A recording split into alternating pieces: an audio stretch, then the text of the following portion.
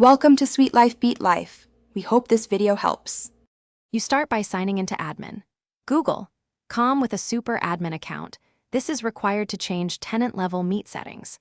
Once signed in, go to Apps, choose Google Workspace, then pick Google Meet. Make sure you click the specific organizational unit on the left so you only change settings for the right users. This prevents accidental global changes. Now that you're in the right OU, you're ready to find the chat toggle deeper in the Meet settings and change it. You should now open Meet settings and look under Meeting Features or Meet Video and Meetings options where the chat feature is listed. Once located, switch the chat toggle to off for that organizational unit. You're explicitly preventing in-meeting chat for those accounts. Make sure to click Save at the bottom of the page. This applies the policy to the OU.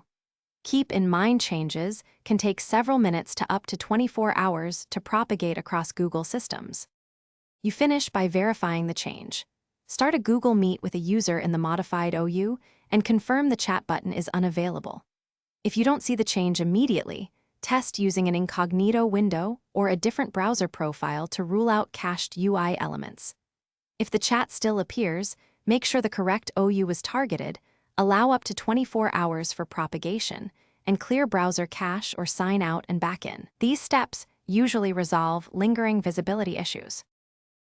Thanks for watching. Consider subscribing if we helped you.